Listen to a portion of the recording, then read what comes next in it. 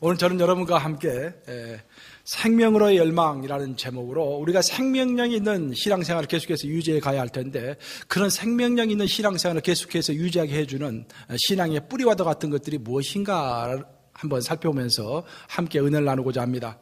미국 대학교 중에서 노벨상 수상자를 가장 많이 배출한 대학이 시카고 대학입니다. 시카고 대학이 예일 대학이나 하버드 대학교에 비교해서 더 뛰어난 기록이 두 가지가 있는데, 그것은 그 학교가 배출한 노벨 수상자 명단과 또 그 학교가 배출한 미국 대학교 총장 숫자가 하버드나 예일 대학교보다 더 월등하게 많이 있는 것입니다. 시카고 대학은 1890년에 록펠러에 의해서 세워진 침례교 대학교입니다. 그 대학교가 1890년에 세워졌지만 1920년대 말까지도 크게 두각을 나타내지 못하는 그저 그런 대학이었습니다. 하지만 1929년에 허친스 박사가 그 대학의 총장으로 임명이 되면서 그 총장은 많은 고민을 하게 됩니다. 이 대학을 어떻게 해서 명문의 대열에 올릴 수 있을 것인가? 그가 생각했던 것은 모든 활동과 성공의 근본은 뿌리와 같은 고정과 진리를 아는 데 있다고 그는 믿었던 것입니다. 그래서 그가 실행했던 프로그램은 전공에 제한 없이 모든 학생들로 하여금 고전 100권을 졸업할 때까지 읽도록 했던 것입니다. 허친슨 박사가 기대했던 것은 그 고전을 통해서 시간과 공간을 뛰어넘는 영원 불멸한 그런 진리를 얻기를 원했고, 또 그런 진리 가운데서 또 그런 뿌리 가운데서 생활했던 많은 위인들을 보면서 삶의 모델로 삼기를 원했던 것입니다. 그런데 이 고전 읽기 운동의 결과는 허친슨 박사의 상상을 초월할 정도의 위대한 그런 결과가 있었던 것입니다. 많은 학생들은 무엇보다도 세상의 일시적이고 흘러가는 유행보다는 학문과 인생의 뿌리가 되는 진리 안에서 그들의 삶과 그들의 목표의 삶의 목표와 모델을 발견할 수 있었던 것입니다. 그리고 그들은 그 목표와 변하지 않는 그 진리에 의해서 살아가면서 미국의 지도자들로 발돋움할 수 있었던 것입니다. 우리 한 인간이 참 자유인으로 산다는 것은 모든 것의 근원, 즉 뿌리와 같은 진리를 할 때 가능한 일입니다. 이 흔들릴 수 없는 뿌리를 우리가 알고 있을 때 우리는 세상에 요동치는 유행과 가치관으로부터 자유로울 수가 있을 것입니다. 또한 우리가 아무리 낮고 천한 또 힘든 상황 가운데 있다고 할지라도 그 뿌리가 우리 마음속에 있을 때는 그 뿌리가 언젠가는 우리의 신앙의 나무를 자라게 할 것이고, 그 나무는 신앙의 열매를 맺게 할 것이기 때문에 그 뿌리가 우리 안에 있는 한 우리는 실망할 필요도 없고 낙담할 필요도 없을 것입니다. 저는 이번 스리랑카 선교 여행을 통해서 특히 뿌리라는 단어를 참 많이 생각하게 되었습니다. 스리랑카에 가서 공식 일정이 시작된 첫째 날에 우리는 아시아 최초의 감리교회였던 페타 교회를 가게 되었습니다. 이 페타 감리교회는 아시아 최초로 세워진 감리교회인데, 알고 보니까 스리랑카는 지금 현재는 전 기독교인이 전 인구의 1% 미만이지만 원래 감리교회가 최초로 교회를 세웠던 것이 페타 감리교회, 즉 스리랑카 지역입니다. 지금으로부터 정확히 200년 전인 1814년에 미국 감리교 은퇴 감독이었던 토마스 콕 감독은 은퇴를 하고 영국에서 거처하고 있었는데, 스리랑카 지역에 감리교회가 없는 것을 안타깝게 여겨서 자기가 선교사로 가겠다고 자원을 하게 됩니다. 그리고 영국 감리교회에다가 지원을 요청하게 됩니다. 하지만 영국 감리교회는 두 가지 이유를 들어서 거절하게 되는데, 첫 번째 이유는 돈이 없다는 이유였고, 두 번째 이유는 콕 감독이 나이가 너무 많다라는 이유로 그 지원 요청을 거절하게 되는 것입니다. 하지만 콕 감독은 거기서 굴복하지 않고 자신의 사제를 털어서 자신을 포함한 6명의 선교팀을 구성해서 배를 타고서 인도양을 건너서 스리랑카로 향했던 것입니다. 하지만 안타깝게도 콕 박사는 배 안에서 스리랑카에 도착하지 못하고 배 안에서 죽게 되고 수장당하게 됩니다. 그리고 그 나머지 5명이 스리랑카에 도착해서 세웠던 교회가 페타 감리 교회인 것입니다. 콜롬보에 가시면 페타 감리교회는 인도양이 내다보이는 그곳에 감리교회가 세워져 있는데, 그 페타 감리교회는 한 가지 특징을 가지고 있습니다. 그 특징은 뭐냐면은 선교사님들, 그 최초 선교사님들의 묘지와 묘비가 바로 그 교회 본당 안에 있는 것입니다. 그 교회 본당 뒤편에 가보면은 그 선교사님들의 묘비가 평평한 묘지로 바닥에 이렇게 박혀져 있습니다. 그리고 그들의 시신은 전부 다 그 본당 바로 밑에 묻혔던 것입니다. 사람들은 그 묘비를 보면서 또 그 묘비를 만질 수도 있고 밟을 수도 있도록 그 묘지, 그 본당 맨 뒤에 묘지가 있는 것을 보면서 많은 감동을 받게 됩니다. 저도 그 묘지를 보고 만지면서 어떤 묘한 슬픔 같은 것이 내 마음속에서 복받쳐 오르는 것을 느낄 수가 있었습니다.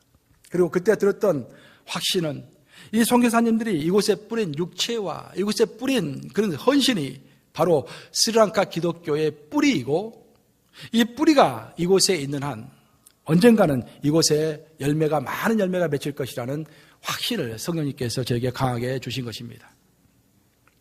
제가 스리랑카에 가서 본 것 중에서 스리랑카의 가장 큰 특징은 제가 보기에 스리랑카 사람들은 한결같이 선하고 아름다운 눈을 가지고 있다는 것입니다. 많은 사람들이 스리랑카 경치가 아름답다고 이야기도 하고 여러 가지 차가 유명하다라고 이야기도 하는데 제가 봤을 때는 스리랑카의 가장 큰 특징은 그들의 선하고 아름다운 눈입니다. 저는 그들의 그 선하고 아름다운 눈을 보면서 그들의 무한한 영적인 잠재력을 감지할 수가 있었습니다. 사람들이 굉장히 순수하고 열정적이고 선합니다. 이곳에 한번 그 뿌리와 같은 선교사님들의 헌신의 또 육체의 그 뿌리가 있기 때문에 언젠가는 하나님께서 그 나라를 크게 사용하셔서 또 그 나라뿐만 아니라 다른 나라에까지 복음을 전파하는 도구로 사용하실 것이라는 그런 확신을 저에게 주신 것입니다. 지금은 비록 전 국민의 1%만이 기독교인이지만 그곳에는 선교사님들의 순기와 헌신을 먹고 자란 굳건한 기독교의 뿌리가 있기 때문에 주님의 때가 되면 반드시 싹을 틔우고 많은 열매를 맺을 것입니다. 여러분, 뿌리는 생명의 근원입니다. 뿌리가 있어야만이 생명이 나오는 것입니다. 뿌리가 없이는 생명이 있을 수가 없습니다. 오늘의 마태복음 본문은 나무와 열매를 예수님께서 언급하고 있지만 사실 저자 마태가 의도했던 것은 그 나무와 열매를 통해서 우리로 하여금 뿌리를 보기를 원했던 것입니다. 즉 마태 오늘 본문의 메시지는 신앙의 뿌리와 깊은 관련이 있는 것입니다. 본문에서 예수님은 좋은 나무는 결코 나쁜 열매를 맺을 수가 없고 못된 나무는 아름다운 열매를 맺을 수가 없느니라 라고 하셨는데 열매의 근원은 아시다시피 나무이고 나무의 근원은 뿌리입니다. 뿌리가 없는 나무가 있을 수가 없고 나무가 없는 열매가 있을 수가 없는 것입니다. 우리는 열매를 많이 강조하고 이야기합니다. 우리 예수님도 열매를 강조하셨습니다. 하지만 열매가 있기 위해서 가장 근본적으로 필요한 것이 바로 뿌리인 것입니다. 이렇게 신앙 열매의 근원이 뿌리라고 한다면은 지금 여러분의 신앙의 뿌리는 어떤 뿌리를 가지고 계십니까? 그런 것들을 한번 생각해 본 적이 있으십니까? 여러분의 신앙의 뿌리는 어떤 모습이라고 생각하십니까? 눈에 보이지 않는 여러분의 신앙의 뿌리는 얼마나 깊고 얼마나 저력이 있는 뿌리입니까? 100일 동안, 아니 200일 동안, 아니 1년, 2년, 3년 동안 비가 전혀 내리지 않는다고 할지라도 버텨낼 수 있는 그런 저력이 있는 뿌리를 여러분은 가지고 계십니까? 오늘의 본문을 포함하는 마태복음 7장 후반부는 오늘 전체 제가 이야기하고자 하는 것은 마태복음 7장 후반부인데 마태복음 7장 후반부는 깊고 저력이 있는 신앙의 뿌리가 어디서부터 생기는지를 잘 설명하고 있는 아주 중요한 대목입니다. 이 부분은 우리 예수님께서 그 유명한 산상설교를 하신 다음에 산상설교를 요약하고 있는 부분입니다.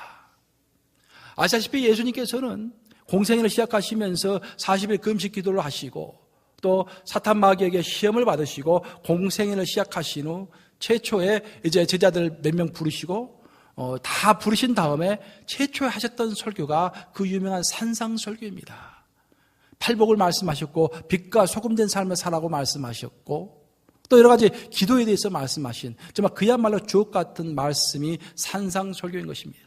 그리고 그 산상설교가 다 끝나신 다음에 한마디로 아주 짧은 말씀으로 그 산상설교를 요약하시는데 바로 오늘의 본문이 그 산상설교의 요약인 것입니다. 단순한 요약이라기보다는 산상설교의 핵심적인 정신을 끄집어내서 내가 이제까지 너에게 설교한 산상설교의 가장 기본적인 정신은 이것이다. 이 정신을 너희가 삶 속에서 실천하고 붙잡기를 나는 원한다 라고 말씀하시는 부분인 것입니다. 그러면 과연 그것이 무엇일까? 우리 다 같이 마태복음 7장 13절과 14절을 보시겠습니다. 마태복음 7장 13절과 14절부터 시작하니까 마태복음 7장 13절과 14절을 한 목소리로 읽습니다. 시작. 좁은 문으로 들어가라. 멸망으로 인도하는 문은 크고 그 길이 넓어 그리로 들어가는 자가 많고 생명으로 인도하는 문은 좁고 길이 협착하여 찾는 자가 적음이라. 예수님이 그 귀한 산상설교를 길게 하신 후에 그 모든 진리를 짧은 말씀으로 요약하실 때 무엇보다도 좁은 문, 좁은 길이라는 표현을 하셨다는 것은 우리에게 참 많은 암시를 주고 있습니다. 산상설교의 결과가 뭐냐? 산상설교의 결과는 너희가 좁은 문, 좁은 길을 추구하면서 살아가라라는 것입니다. 쉽게 요약하면 그것입니다. 그럼 좁은 문, 협착한 길이라는 표현을 통해서 예수님이 우리에게 도전하시고자 하는 것은 무엇이라고 생각하십니까? 예수님은 좁은 문, 협착한 길이라는 단어를 사용하셔서 우리가 어떤 결단을 하기를 원하신다고 여러분은 생각하십니까? 그것은 바로 거룩한 소신의 삶을 살라는 주문인 것입니다. 우리 예수님께서 누누이 강조하신 것은 너희의 정신은 이 세상을 거스를 수 있는 정신으로 살아야 한다라는 그런 소신적인 삶입니다. 그리고 우리가 진정으로 예수님의 제자라고 한다면 내 스스로에게 물어봐야 합니다. 나는 세상을 따라가는 사람인가? 아니면 세상을 거슬려서 그리스도의 정신으로 살아가는 사람인가? 그리스도의 정신으로 살아가는 사람이 바로 좁은 문, 좁은 길을 살아가는 사람인 것입니다. 세상의 흐름에 부합하여서 아무 생각 없이 살아가는 사람이 죽어서 떠밀려가는 물고기와 같은 그런 삶을 살아가는 사람인 것입니다. 여러분은 죽어서 떠밀려가는 물고기입니까? 아니면 그것을 헤쳐서 올라가는 연어와도 같은 사람입니까? 저는 물결을 헤치고 올라가는 연어와도 같은 사람이 되기를 주님의 이름으로 축원합니다. 아멘. 아멘 하신 분들이 있습니다. 산상설교는 너무도 정말 위대하고 고상하고 거룩하지만 그 말씀대로 살겠다는 거룩한 소신이 없는 한 그것은 한갓 정말 듣기에 좋은 고상한 말로 끝나버리는 것입니다. 하나님의 말씀에 따르면은 진리라는 것은 아는 것보다도 실천하는 것이 훨씬 중요하다고 했습니다. 우리 기독교인은 사실 많은 지식이 별 필요가 없습니다. 물론 성경의 전문가, 목사들은 많이 알아야 할 필요가 있겠지만 평신도들은 그렇게 많이 알 필요가 없습니다. 그래서 중세시대에는 평신도들이 성경을 아는 것을 어찌 보면 그렇게 환영하지 않았습니다. 오해하지 마시기 바랍니다. 왜냐하면 많이 아는 것이 중요한 것이 아니라 핵심적인 진리를 실천하는 것이 중요하기 때문에 아는 것보다는 실천에 포커스를 맞춰서 신앙생활을 지도했던 것입니다. 그것이 결코 나쁘다고 저는 생각하지 않습니다. 오늘날에는 그냥 성경을 많이 부산하게 알 뿐 실천하지 않는 사람이 얼마나 많이 있습니까? 하지만 여러분들이 성경의 핵심적인 진리는 이미 다 알고 있습니다. 어렸을 때부터 주일학교에서부터 핵심적인 진리를 배우고 또 배웠기 때문에 이미 핵심적인 것들은 다 알고 있습니다. 그것을 실천하는 것이 중요하지 그래서 사변적으로 자꾸 늘려가는 것이 중요한 것이 결코 아닌 것입니다. 하나님의 말씀에 따르면은 진리라는 것은 아는 것보다는 그것을 실천하는 것이 훨씬 중요합니다. 그리고 그 진리의 실천은 소신이라는 영적 에너지가 있을 때만이 실천이 가능한 것입니다. 팔복, 소금과 빛의 삶을 비롯한 예수님의 산상설교는 너무도 놀라운 진주 같은 그런 가르침입니다. 하지만 이 모든 것은 내가 좁은 길, 생명의 길을 뚫고 가리라 라는 소신과 열망이 있을 때만이 내 삶 속에서 실천할 수가 있는 것입니다. 소신이 없으면은 희생의 소신, 열망의 소신, 확신의 소신이 없으면은 그 어떤 좋은 가르침도 그 어떤 하나님의 말씀도 내 삶에서 실천이 될 수가 없는 것입니다. 이런 소신과 열망이 내 신앙의 뿌리가 될 때만이 우리의 삶은 이전과는 다른 힘과 다른 권세로 나아가게 되는 것입니다. 우리의 삶에 왜 권세가 없는 것입니까? 우리의 삶에 왜 힘이 없는 것입니까? 우리의 삶에 왜 확신이 없는 것입니까? 그것은 소신적인 삶을 통해서 하나님께서 역사하시고 나를 도와주시고 함께 하시는 그런 체험이 없기 때문입니다. 우리 감리교의 신앙은 assurance religion, 우리의 확신적인 신앙입니다. 우리가 강조하는 것은 아는 것이 중요한 것이 아니라 모교단처럼 성경을 찾고 있는 것이 중요한 것이라, 성경을 읽었으면 단 하나라도 마음속에 확신하고 체험하고 그 확신을 통해서 실천할 때 그 실천 가운데서 살아계신 하나님을 체험하고 그 체험한 하나님이 우리와 함께 하시다는 그런 확신 가운데서 굴하지 않고 주님 다시 오시는 그날까지 이 사회를 개혁하고 나를 개혁하고 살아가는 삶, 그것을 강조하는 것이 우리 감리교의 신앙인 것입니다. 사랑하는 여러분, 하나님의 주시는 거룩한 소신 그리고 거룩한 열망으로 이 땅을 살아가시는 여러분들 되시기를 주님의 이름으로 축원합니다. 저명한 역사학자 칼 라일은 이런 말을 했습니다. 소신을 가진 한 사람은 왕의 사단 병력보다도 더 강하다. 소신을 가진 그 한 사람이 왕의 정예부대보다도 훨씬 강하다라는 것입니다. 소신을 가진 사람은 목숨을 내놓을 수 있기 때문인 것입니다. 너희가 죽고자 하면 살 것이요 살고자 하면 얻을 것이니라. 하나님 미라에 따했던 거죠. 죽어야만이 많은 열매를 맺을 것이니라. 기독교의 가르침은 역설입니다. 죽어야만이 산다는 역설인 것입니다. 그것이 하나님의 가르침인 것입니다. 이런 소신을 가진 사람은 죽음을 두려워하지 않기 때문에 결국 생명을 얻게 되는 것입니다. 하지만 소신이 없는 사람은 죽음을 두려워하기 때문에 결국 생명을 얻지 못하게 되는 것입니다. 결국 열매를 맺지 못하게 되는 것입니다. 예수님의 제자들이란 그 누구도 흔들 수 없는 하늘을 향한 뜻을 세우며 살아가는 사람들이 예수님의 제자들인 것입니다. 우리는 땅의 사람들이 아니라 하늘의 사람들인 것입니다. 하늘의 사람이라는 의미가 무엇입니까? 하늘에서 명령한 것들, 하늘에서 약속한 것들, 영원한 생명, 천국, 그것을 바라보면서 이 땅을 거슬러 살아가는 사람이 예수님의 제자들이라는 말입니다. 그래서 히브리서 저자는 예수님의 제자들의 삶을 이렇게 표현하고 있습니다. 이런 사람은 세상이 감당치 못하도다. 그런데 오늘날은 이 세상이 기독교인을 감당치 못하는 것이 아니라 세상에 조롱하는 사람들이 이 기독교인이 되었어요. 뭔가 잘못돼도 한참 잘못되었습니다. 세상이 감당치 못할 사람들이 바로 우리 그리스도인들인 것입니다. 우리가 성경대로 살아갈 때, 또 영원한 것에 목표를 두고 살아갈 때, 소신으로 살아갈 때, 목숨을 두려워하지 않고 살아갈 때 세상이 감당치 못할 사람들이 바로 우리인 것입니다. 근데 오늘날 우리가 너무 우리의 목숨을 아끼고 우리의 계획을 아끼고 우리의 가정을 너무 아끼고 내 자식을 너무 아끼고 내 계획과 내 성공을 너무 아끼다 보니까 세상 사는 것과 차이가 하나도 없어져 버렸어요. 세상 사는 것과 차이가 뭡니까? 세상 사람과 나 사이에 차이가 어떤 차이가 있다고 여러분들 생각하십니까? 여러분들이 지적으로 세상 사람들보다 더 뛰어나다고 생각하십니까? 여러분들이 세상 사람들보다 더 부자라고 생각하십니까? 결코 아니에요. 세상 사람들도 우리만큼 똑똑하고 우리만큼 돈을 가지고 있고 우리만큼 지식이 있습니다. 다 가질 건 다 가지고 있습니다.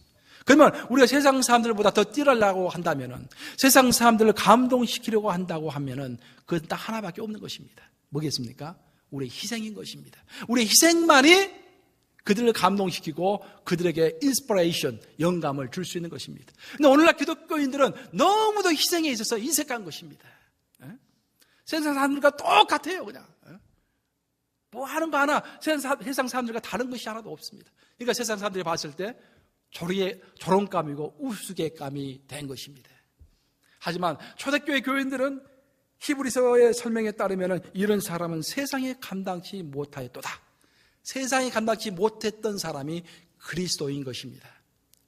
우리 최소한 뉴욕 감리교회 성도들만큼은 세상에 감당치 못할 그런 소신을 가진 성도들이 되시기를 우리 주님의 이름으로 축원합니다. 아멘.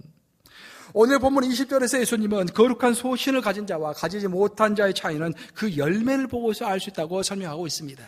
예수님은 말씀하십니다. 좋은 나무가 결코 나쁜 열매를 맺을 수가 없고 못된 나무가 결코 아름다운 열매를 맺을 수가 없느니라. 다시 말해서 거룩한 소신이라는 그 신앙의 뿌리를 가지고 있어야만이 좋은 열매를 맺을 수 있지. 거룩한 소신이라는 신앙의 뿌리가 없는 사람은 일시적으로 싹을 틔우고 열매를 맺는 것 같다가도 그냥 시들어서 없어져 버린다라는 것입니다. 그럼 아름다운 신앙의 열매를 만들어내는 거룩한 소신을 가진 삶이란 구체적으로 어떤 것입니까? 이제까지 제가 여러분들에게 거룩한 소신을 가져라, 거룩한 뿌리를 가져라 그런 이야기를 많이 했는데 약간 추상적인 말들인데, 그럼 그것들을 구체적으로 어떻게 우리가 설명할 수가 있겠습니까?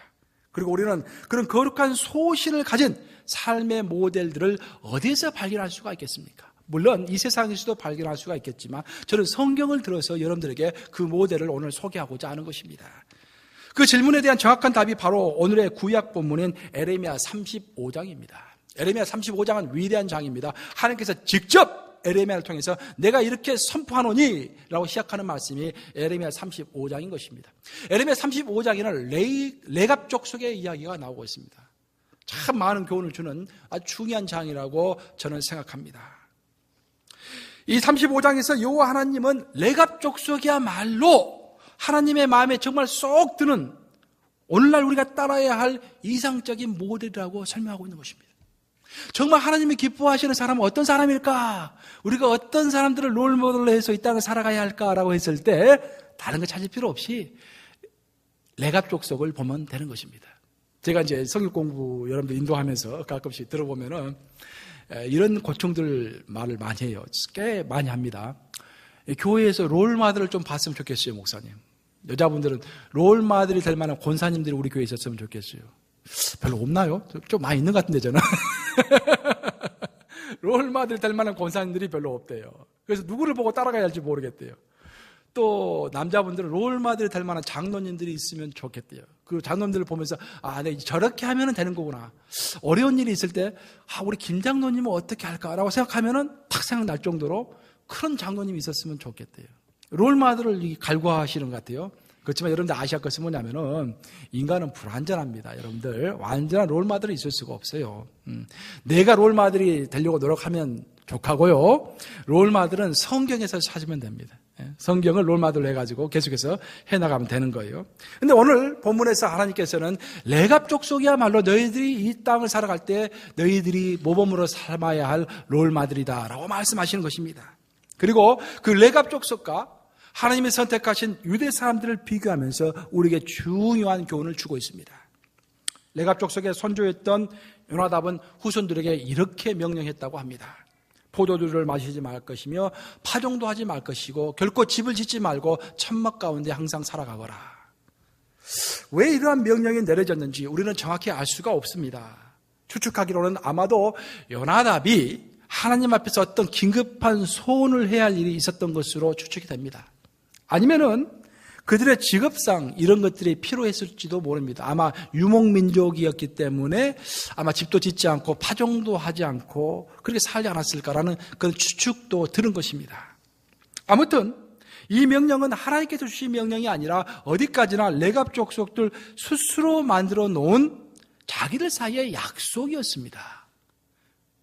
그래서 포커스는 이 말 자체에 있는 것이 아니라 그들이 스스로 한 말을 어떻게 지켰는가라는 것에 포커스가 맞춰지는 것입니다. 그런데 하나님은 바로 이처럼 그들 스스로 내린 결정을 신실하게 따르는 레갑 족속의 태도를 아주 크게 칭찬하고 계시는 것입니다. 성경은 결코 레갑 족속이 거룩했고 경건했다고 말하지 않습니다. 그들의 경건함에 대해서 구체적인 언급이 전혀 없는 것입니다. 다만 오늘의 본문에서 하나님이 중요하게 생각하시는 것은 한 인간이 하나님 앞에서 스스로 결단한 라이프 스타일, 즉 삶의 방식에 얼마만큼 헌신하는가라는 것입니다. 한 인간이 하나님 앞에서 스스로 결단한 라이프 스타일, 나는 이런 인생을 살겠습니다 라고 결단했다면 그 결단을 어떻게 지켜가는가라는 것을 하나님은 관심을 가지고 지켜보신다라는 교훈인 것입니다. 본문 14절을 보시면은 레갑 족속은 수백 년 전에 있었던 조상의 명령을 그때까지도 그대로 지키고 있다고 설명되어 있습니다. 이것이 우리 하나님을 감동시키는 것입니다. 아니 오늘은 이렇게 결단했다가 일주일 후에 그냥 또 그 결단을 번복하고 오늘은 충성하겠다고 했다가 1년 후에 다시 그냥 눈에 보지도 않고 그런 삶이 아니라 한 번 결단했으면은 몇백 년이 흐를 때까지 내 자손에게까지 그것을 지킬 수 있도록 전수시켜가지고 몇백 년 동안 유지되도록 했던 그 레갑 족속이 하나님의 눈길을 끌게 된 것입니다. 이렇게 레갑 족속은 사람의 유언과 사람의 명령을 존경해서 그것을 수백 년 동안 충실히 지킨 반면에 하나님께서 그토록 사랑하고 선택하신 유대 민족은 하나님께서 시간만 되면 시시각각으로 선지자들을 보내고 직접 말씀하시고 기적도 베푸셔가지고 이렇게 해라 저렇게 해라 라고 말씀하셔도 그것을 따르지 않았다고 한탄하고 있는 것입니다. 그래서 하나님은 본문 17절을 통해서 유대 민족을 향한 실망감을 다음과 같이 표현하고 있습니다. 내가 그들에게 말하여도 듣지 아니하였고 그들을 불러도 그들이 대답하지 아니하였도다. 누구에게 하신 말씀 같습니까? 여러분들에게 하신 말씀 같지 않습니까? 여러분, 사실 이 말씀은 오늘 하나님이 우리에게 하시는 말씀입니다. 여기 앉아 계시는 여러분 대부분은 하나님 앞에서 이미 어떤 삶의 결단을 한 사람들입니다. 왜냐하면은 우리는 세례를 받을 때 최소한 세례를 제대로 받았다고 하면은 세례를 받을 때 좁은 길을 갈 것이라고 모두 다 선언을 하기 때문입니다. 여러분 이번에도 우리가 10몇 명 세례 줬죠. 그 세례할 때 제가 선서문 하게 하는 거 다 들으셨죠? 거기에 선언이 다 나와 있습니다. 세례할 때 선언은 회중 앞에서 또 하나님 앞에서 하는 선언인 것입니다. 이미 선언을 했어요. 나는 이러이러한 삶을 살겠습니다. 그런데 하나님은 우리가 레갑 족속들처럼 그 선언을 지키면서 살아가는지 불같은 눈동자로 지켜보신다라는 것입니다. 우리는 변하는 세상 속에서 우리의 선언을 지켜가는 것이 쉽지 않음을 느낍니다. 아무리 우리가 세례를 받을 때 선언했다고 할지라도 그 선언을 끝까지 지켜가기가 쉽지 않은 것을 느끼게 되는 것입니다. 어떤 철학자는 인간은 착각의 동물이다라는 유명한 말을 했습니다. 사람들은 많은 착각 속에서 살아가는데 그 착각 중에서 대표적인 착각 하나는 세상은 다 변화해도 나는 절대로 변하지 않을 것이다 라는 착각인 것입니다. 어떤 사람은 그렇게 이야기해요. 나는 절대로 믿을 수 있는 사람입니다. 나는 진실한 사람입니다. 나를 꼭 믿을 수 있는 사람입니다. 저는 절대 안 믿습니다. 왜 그럴까? 우리 예수님이 안 믿으셨기 때문에. 사람들이 예수님을 왕으로 세우려고 그랬죠. 보면은 오병이의 기적을 다 행하시니까 사람들이 놀래가지고 이 사람이야말로 우리의 왕이라고 왕으로 세우려고 했습니다. 하지만 예수님께서 어떻게 하셨습니까? 그것을 피하셨어요. 왜 그렇다고 성경은 설명하십니까? 예수님께서는 사람을 믿지 아니하심이로라. 사람을 믿지 않으셨어요. 제가 목회하면서 계속해서 깨닫는 것이 바로 그거예요. 사람을 믿지 말라. 오직 하나님만 믿고 목회하라. 하나님만. 여러분은 마찬가지입니다. 실망합니다. 믿기보다는 사람을 사랑할 대상이지 믿을 대상이 아닙니다. 우리는 사람을 사랑하면 돼요. 저는 목회자로서 여러분의 담임 목사로서 여러분을 사랑합니다. 여러분 나를 배반하도록 사랑하는 것이 내 몫입니다. 사랑만 하면 되는 거예요. 그러면 내 마음속에 실망이 없어요. 그런데 의지하고 기대하기 시작하면은 또 믿기 시작하면은 실망이 됩니다. 여러분들 사람은 사랑할 대상입니다. 따라서 해보시기 바랍니다. 사람은 사랑할 대상이지 믿음의 대상이 아니다. 믿음의 대상은 오직 우리 주 예수 그리스도 한 분이신 것입니다. 아멘. 아멘. 그래서 많은 사람들은 착각 속에서 살아갑니다. 다른 사람은 다 변화해도 나의 결심, 결단, 맹세, 순결은 결코 변하지 않을 것이라는 착각 속에서 살아가는 사람들이 너무도 많은 것입니다. 하지만 인간은 변화를 피할 수 없는 시대 가운데서 살아가고 있기 때문에 변질과 변화를 비교할 수가 없습니다. 그래서 인간은 의도적으로 또 지속적으로 자신을 개혁하지 않는 한 변질되게 되어 있는 것입니다. 변질은 내가 변질하고 싶어서 변질되는 것이 아니라 이 시대가 자꾸 변질되기 때문에 그 시대 속에서 살아가는 나도 자동적으로 변질이 되는 것입니다. 그럼 내가 변질되지 않기 위해서 어떻게 할 것인가? 그것은 변질되는 세상 속에서 살아가면서도 내가 내 자신을 스스로 개혁하고 내 자신을 스스로 반성하면서 살아가는 길만이 내가 변질되지 않는 길인 것입니다. 그래서 우리는 매일 우리 자신을 개혁해야 합니다. 따라서 해보시기 바랍니다. 우리는 매일 우리를 개혁해야 한다. 입으로 고백하셨습니다, 여러분들. 여러분 자신을 매일 돌아보시고 개혁해 나가야 돼요. 하나님 앞에서 내 신앙의 첫 출발점과 맹세를 돌아보면서 내가 그간 얼마나 그 첫 맹세로부터 멀어져 있는가를 스스로 점검해보고 내 신앙을 조율하는 작업을 쉬지 않고 지속해 나가야 한다라는 것입니다. 바로 이것이 하나님이 칭찬하시는 21세기 레갑 족속이 되는 길인 것입니다. 그리고 바로 이것이 내 신앙의 뿌리를 보존해서 아름다운 열매를 맺게 되는 길인 것입니다. 저는 설교 초반부에 그렇게 말했습니다. 우리의 신앙의 뿌리를 제대로 보존해야 그 뿌리에서 나무가 나오고 그 나무에서 열매가 나온다. 그럼 그 신앙의 뿌리를 어떻게 보존할 것인가? 그것은 내 자신을 매일 개혁하는 길밖에 없는 것이다. 신앙의 무게는 새로운 것을 성취하는 것보다는 이미 알고 고백한 것들을 지키는 데 있습니다. 그리스도인들은 세례를 받고 신앙생활을 시작할 때 이미 모든 중요한 것들을 고백한 사람들입니다. 그리고 그 입의 고백을 평생토록 지키며 살아가도록 노력하는 과정이 바로 신앙생활인 것입니다. 다른 게 아니라 이미 내가 먼저 고백한 것을 지켜나가는 것. 그러니까 신앙은 연역입니다. 귀납이 아니라 연역입니다. 귀납이라는 것은 이것저것 다 한 다음에 마지막 결론을 내는 것이지만, 연역은 결론을 딱 내린 다음에 그 결론을 증명하는 것이 연역 아닙니까? 신앙은 연역입니다. 먼저 선언을 하는 거예요. 결론을 선언하는 것입니다. 이것이 진리이고 나는 이대로 살겠습니다. 우리 성삼위 하나님께서 진리이고 그분이 가르쳐 주신 모든 것들이 가르침이 진리이기 때문에 나는 그대로 살아가겠습니다 라고 선언을 하고 그것을 지켜가기 위해서 노력하는 것이 바로 신앙생활인 것입니다. 그래서 하나님이 귀하게 보시는 사람은 창조적이고 화려한 사람보다는 오히려 단순하게 충성하는 사람이 하나님께서 사랑하시는 사람입니다. 이게 자꾸 복잡하게 성경 이상하게 풀고 거창한 일 하는 사람들 부러워하지 마세요, 여러분들. 소박하게 아는 만큼 충성하고 단순하게 충성하고 순종하는 사람이 최고인 것입니다. 저도 그렇게 살잖아요. 머릿속에 든 건 많지만 다 버리잖아요, 제가. 단순하게 순종하잖아요. 무식하게 가잖아요, 무식하게. 무식하게 하나님께 순종하잖아요. 그렇게 몸이 이렇게 많이 상하지만. 무식하게 순종하는 사람이 최고인 것입니다. 이제 결론을 맺도록 하겠습니다. 여러분, 사람과 세상은 부단히 변하여 단 1분도 똑같을 수가 없습니다. 그러나 우주의 본질과 삶의 원리는 전혀 변하지를 않는 것입니다. 레갑 사람들은 자신이 한 번 약속한 것을 변할 수 없는 삶의 원리로 스스로 결정하고 타협함이 없이 신실하게 그 약속을 지켜가므로 우리 하나님으로부터 아주 큰 칭찬을 받았던 사람들입니다. 반면에 우주의 본질 그 자체이신 하나님의 사랑을 잊고도 하나님께서 그렇게 말씀해 주셨음에도 불구하고 자신의 길을 갔던 유대 사람들은 하나님의 징계를 피하지 못했던 사람들입니다. 여러분은 레갑 족속과 같은 사람입니까? 아니면 유대 족속과 같은 사람입니까? 최소한 여러분들은 하나님의 말씀을 최소한 그래도 일주일에 한 번 정도는 이렇게 제 말씀 자체가 하나님께서 영감 주셔서 하는 말씀 아니겠습니까? 하나님의 말씀 아니겠습니까? 다 들어요.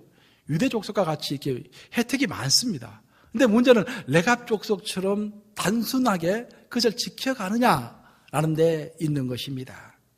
레갑 족속을 향해서 하나님은 다음과 같은 말씀을 결론적으로 하셨습니다. 레갑의 아들 요나답에게서 내 앞에 설 사람이 영영이 끊어지지 아니하리라. 사랑하는 여러분, 우리 하나님 앞에 영원히 설 사람이 과연 누구입니까? 그 사람은 시시로 자신의 삶을 돌아보고 개혁하여서 자신이 처음 하나님을 영접했을 때 그 감격과 그 감사와 그 결심으로 다시 매일 돌아가는 사람입니다. 우리는 매일 우리의 첫 번째 고백, 첫 번째 사랑, 그 첫사랑과 첫 고백, 첫 감동으로 돌아가야 할 사람들입니다. 단 하루라도 돌아가지 않으면 그 다음 날은 그만큼 이 세상의 변질 가운데서 하나님으로부터 멀어져 있는 것입니다. 여러분의 삶에는 예수님을 향한 사랑의 고백이 아직도 생명처럼 들끓고 있습니까? 여러분의 마음은 좁은 길에 대한 확신은 물론이고 거룩한 소신으로 인해서 칼날 같은 파릇파릇한 기상을 지금도 담고 있습니까? 바로 이 사람이 깊고 저력 있는 신앙의 뿌리를 가지고 있는 사람인 것입니다. 우리 주님은 우리가 열매에 대해서 관심을 갖기 전에 신앙의 뿌리, 신앙의 태도, 신앙의 결단과 결심을 온전히 보존하기를 원하시는 하나님이라는 것을 믿으시기 바랍니다. 그리고 우리 주님은 거룩한 소신으로 스스로 확증한 삶의 스타일을 굳게 지켜나가는 뿌리 깊은 레위 족속과도 같은 사람을 칭찬하시는 하나님이시라는 것도 기억하시기 바랍니다. 영원한 생명을 열망하는 마음, 예수님을 사랑하는 마음으로 좁은 길 가운데서 신앙의 뿌리를 온전히 보존하심으로 레갑 족속같이 하나님으로부터 큰 칭찬을 받는 우리 뉴욕 감육의 온 성도들 다 되시기를 우리 주님의 이름으로 축복합니다.